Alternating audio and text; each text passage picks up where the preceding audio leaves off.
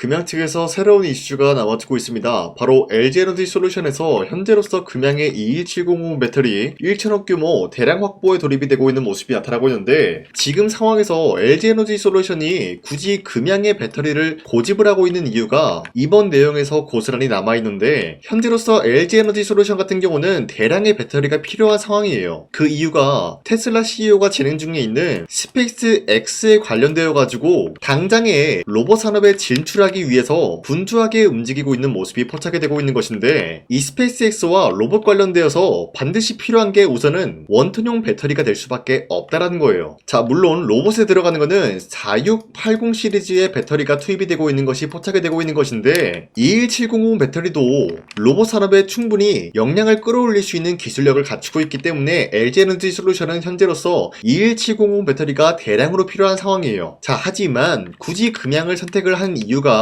이 내용에 담겨져 있어요. LG에너지솔루션 측에서 1,000억 규모의 21700 배터리 선입금 계약을 제시를 해왔어요. 자, 여기서 선입금이라고 하는 거는 당장의 금양 측에서 1,000억 규모의 계약이 체결될 수 있는 흐름을 갖추고 있는 상황이다라는 건데, 선입금을 하는 대신에 10%의 낮은 금액의 가격을 제한을 하고 있다라는 거예요. 자, 그러면은 이러한 상황이 현재로서는 LG에너지솔루션도 배터리 비용에 대한 절감을 할 수가 있는 흐름을 확보하고, 금양 측에서도 마찬가지로 당장의 1,000억 규모의 자금을 확보할 수 있는 흐름까지 연출하고 있다는 거예요. 자, 그렇기 때문에 서로 상부상조하는 모습으로서 금양 측에서는 이런 계약을 물러날 이유가 없다라고 판단하고 있어요. 자, 그러면서 LG에너지솔루션이 어떤 흐름을 읽었냐, 현재로서 금양의 상황을 잘 알고 있다라고 하면서 만약에 기장공장 준공이 완료가 될 경우에는 이 내용이 핵심이죠. 4680 배터리 역시 빠른 시일 내로 생산되기를 원한다라고 직접적인 이야기가 나와주고 있다는 거예요. 자, 그 말이 뭐냐, 우선은 21700 배터리를 계약을 하겠지만 추후에 기장공장 준공이 완료가 될 경우에는 4680 배터리에 대한 계약도 추가적으로 발생을 하겠다라는 내용으로 해석이 되고 있는 거예요. 자, 그리고 동부건설 측에서도 새로운 이슈가 나와주고 있어요. 금양 측에서 미수금에 대한 지급이 원활하게 진행이 될 경우에는 나머지 20% 공장 준공 재개를 해주겠다라는 이슈가 나와주고 있는 것인데, 자, 지금까지 공장 준공이 80%가 완료가 되었으나 그동안 나머지 20%를 진행하지 않았었던 이유가 뭐예요? 금양 측에서 미수금이 발생이 되었기 때문에 20%에 대한 준공을 멈추고 있는 상황이라는 거예요. 자, 그런데 이 상황을 질질 끌고 간다라고 할 경우에는 결국에는 이 동부건설 측에서도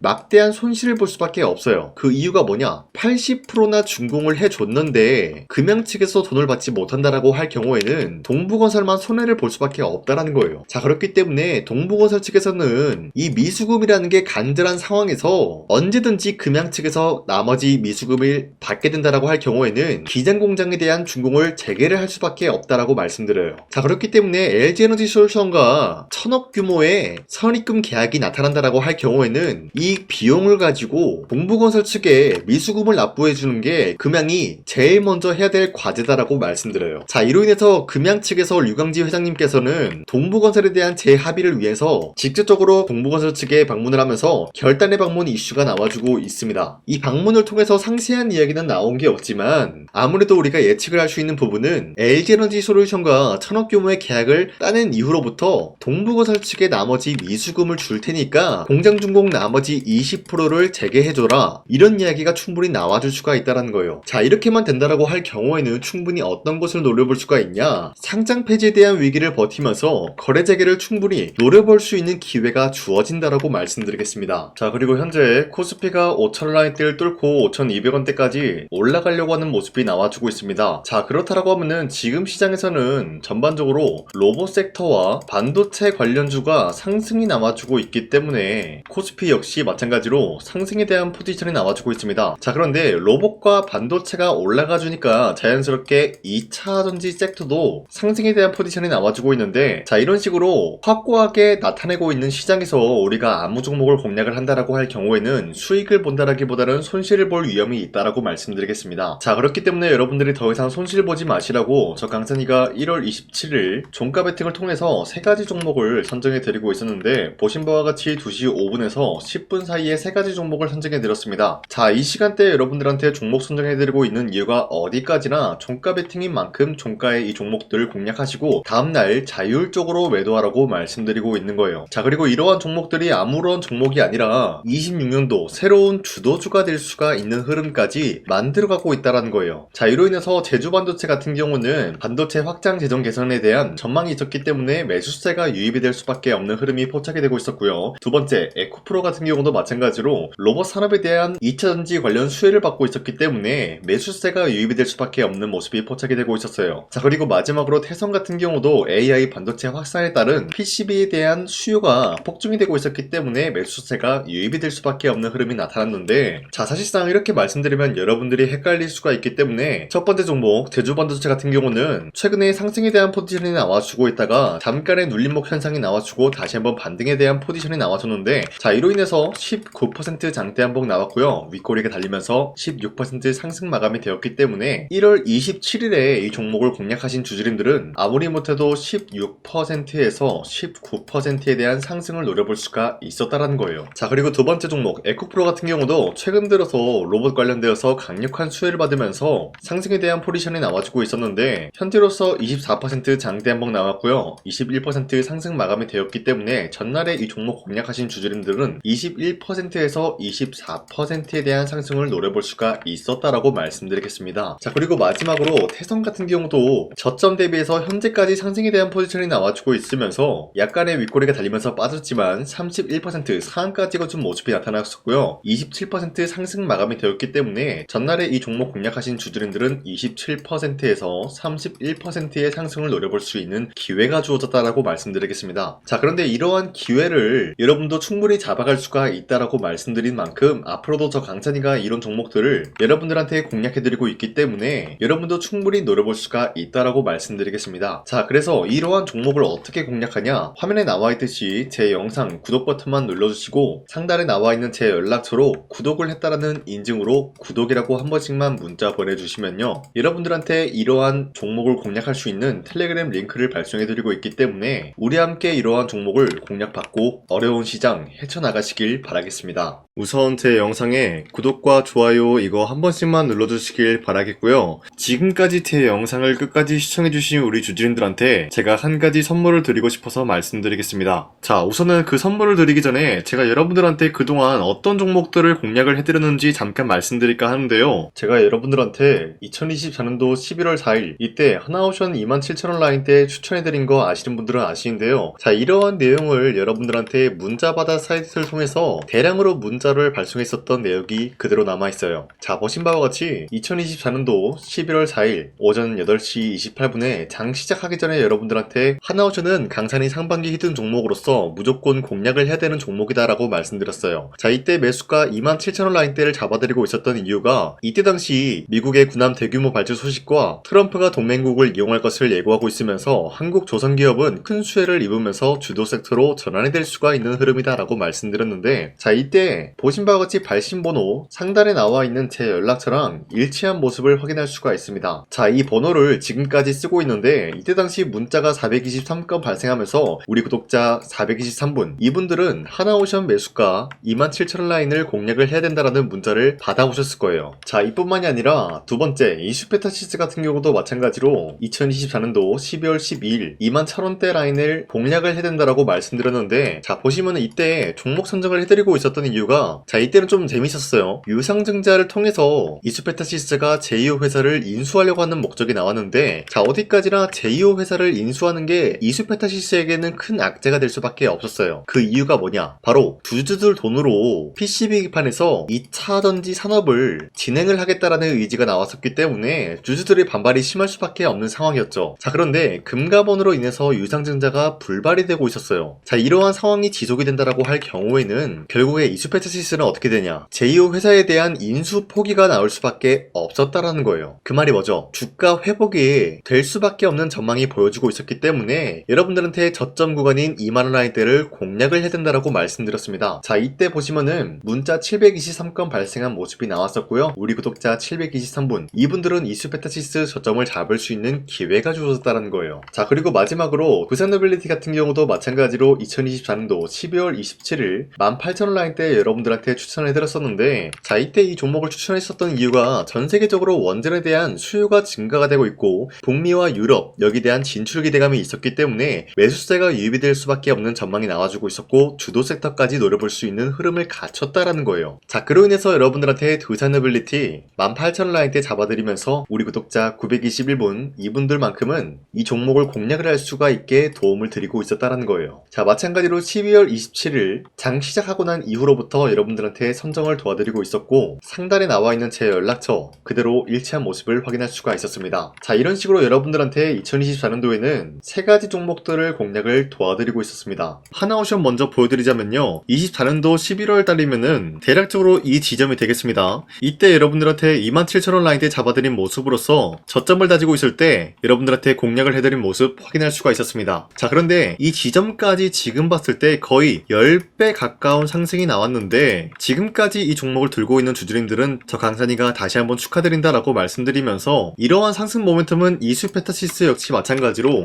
24년도 12월 12일 이때가 바로 이 구간이었는데 이 종목도 마찬가지로 저점 대비해서 6배 이상의 상승을 만들어 나가고 있는 모습이 나타났습니다. 자, 그뿐만이 아니라 두산노빌리티도 24년도 12월 27일 바로 이러한 부근이었는데 이때부터 지금까지 확인해본 결과 거의 4배에서 5배 상승까지 충분히 노려볼 수 있는 흐름을 만들어 나갔습니다. 자, 어디까지나 이런 상승에 대해서는 상승 모멘텀이 굉장히 중요하다라고 말씀드리면서 여러분들이 24년도에 하나오션과 이수페타시스, 두산노빌리티 이 세 가지 종목을 놓치셨다라고 하면은 전혀 아쉬워할 게 없다라고 말씀드리겠습니다. 자, 오늘 말씀드릴까 하는 종목도 이러한 상승 모멘텀을 충분히 갖출 수가 있는 종목이다라고 말씀드리겠고요. 제가 오늘 말씀드리고 있었던 3배 이상 폭등을 기대할 수 있을 만한 그런 종목 바로 말씀드릴까 하는데요. 자, 오늘 이게 말씀드렸던 제가 3배 이상의 폭등 랠리를 만들어낼 수가 있는 그런 종목이다라고 말씀드리는데요. 사실상 장기간 동안 하락의 추세가 나와주고 있는 모습이었지만 거래량 보면 알 수 있듯이 세력들이 하락세가 돌입이 된다라고 하더라도 쓸어담고 있는 모습이 나타나고 있습니다.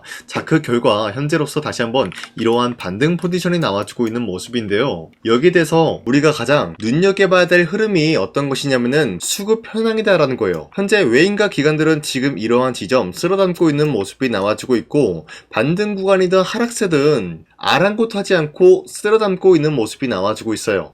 자, 어떻게 보면 이러한 구간이 매집 구간이다라고 말씀드릴 수가 있는데요. 이 종목이 어떤 종목인지 분석을 해본 결과 굉장히 충격적인 결과가 나왔다라는 거예요. 바로 현대차와 테슬라 같은 경우가 로봇 산업에 대해서 경쟁을 하는 구도가 나와주고 있습니다. 보신 바와 같이 현재로서는 현대차의 아틀라스 그리고 테슬라의 옵티머스 같은 경우가 각자의 기술성이 전 세계적으로 인정받고 있는 모습이 나와주고 있는데 테슬라는 어디까지나 로봇 섹터가 두 번째 기획이었죠. 자, 첫 번째는 기본적으로 전기차였고요. 두 번째는 로봇, 그리고 마지막으로 스페이스 항공 관련되어 가지고 단계별로 성장성이 뚜렷한 모습을 연출하고 있어요. 자, 그런데 이러한 상황 속에서 현대차가 로봇 관련되어서 기술력을 뽐내고 있다는 것은 테슬라가 이를 견제하기 위해서 어떤 것을 만들어낼 것이냐? 당연히 로봇에 대한 시장 선점을 위해 나서기 위해서 분주하게 움직일 수밖에 없는 상황이 나타난 거예요. 자, 그러면 기본적으로 어떤 일이 발생이 되냐? 로봇에 대한 수요는 증가가 될 수밖에 없는 상황이다라는 거예요. 자, 그러면은 로봇의 수요가 증가가 된다라는 거는 기본적으로 로봇에 들어가는 부품 같은 경우도 수요가 증가될 수밖에 없는 상황이 나타난 것이죠. 자, 그런데 로봇에는 액추에이터 등등 굉장히 많은 부품이 들어가는데 그러한 부품들 중에서 우리가 한 가지 종목을 선정을 한다라고 할 경우에는 막대한 상승세를 노려볼 수 있는 기회까지 주어진다는 거예요. 자, 그런데 이러한 로봇 산업에 들어가고 있는 메모리 기술이 바로 LPDDR5다라는 건데 이러한 기술력을 쉽게 말씀드려서 정보를 처리할 수 있는 능력을 갖추고 있는 것이 바로 LPDDR5다라는 거예요. 자, 앞서 말씀드렸다시피 로봇에 대한 수요가 증가가 된다라고 하면은 기본적으로 부품 같은 경우도 수요가 증가가 된다라고 말씀드렸는데 현재로서 DDR5 같은 이런 메모리 카드가 수요가 폭증이 됨으로써 가격 또한 마찬가지로 폭증이 되고 있다는 거예요. 자, 실질적으로 8만원에서 10만원대 하던 메모리 카드 같은 경우도 현재로서는 수요 폭증에 따라서 40만원에서 50만원까지 가격적인 부분이 4배에서 5배나 상승이 되고 있는 모습이 나타나고 있다는 거예요. 자, 그러면은 사실상 메모리 관련 관련된 종목을 지금 매수한다라고 할 경우에는 이미 고점에서 매수한 거나 다름없기 때문에 DDR 관련된 종목을 지금에서 공략하기는 굉장히 버겁다라는 거예요. 자, 하지만 로봇에 들어가는 것은 기본적으로 LPDDR5만 있는 게 아니라 2170 배터리도 대량으로 탑재가 될 수밖에 없다라는 거예요. 자, 그런데 지금 상황에서 우리가 2170 배터리 관련주를 잡기에는 너무나 많은 종목이 있다라는 거예요. 자, 하지만 그럼에도 불구하고 우리가 2170 배터리 관련주를 반드시 공략을 해야 되는 이유가 뭐냐면요, 바로 테슬라의 로봇 관련주는 지금 일론 머스크가 계획을 하고자 하는 방향성의 두 번째 섹터라는 거예요. 자, 그리고 앞서 말씀드렸다시피 일론 머스크의 마지막 계획은 바로 우주 스페이스, 우주항공 관련된 기술력을 보유를 하는 것이 목적이다라는 거죠. 자, 그런데 스페이스X에 투입이 되고 있는 것이 바로 21700 배터리이기 때문에 2170 배터리의 수요는 앞으로도 점차 증가가 될 수밖에 없는 상황이기 때문에 우리가 2026년도 반드시 잡아야 될 종목은 2170 배터리다라고 말씀드리겠습니다. 자, 그런데 기본적으로 2170 배터리 관련주를 아무 종목이나 공략을 하는 것이 아니라 국내 소부장 기업들 중에서 테슬라의 2170 배터리를 만들기 위해서 필수한 기술력을 납품을 해주는 기업이 있다는 거예요. 자, 그런데 이러한 기업의 성장성은 앞으로도 분명히 뚜렷할 수밖에 없는 게 앞서 말씀드렸다시피 전기차에도 들어가고 있고 로봇 섹터에도 들어갈 수밖에 없는 흐름 만들어냈다는 거예요. 자, 그뿐만이 아니라 스페이스라는 막대한 사업에도 투입이 될 수밖에 없는 흐름이다라고 말씀드린 만큼 우리가 국내 이 기업을 반드시 공략을 하게 될 경우에는 막대한 상승세를 노려볼 수가 있다라고 말씀드리겠습니다. 자, 이러한 구조가 있었기 때문에 여러분들한테 이렇게 말씀을 드리고 있는 것인데, 현재 이러한 구간에서는 외인과 기관들이 쓸어담고 있는 모습이 나와지고 있었고, 그동안 주가가 하락세가 돌입이 되더라도 계속해서 거래량이 발생이 되면서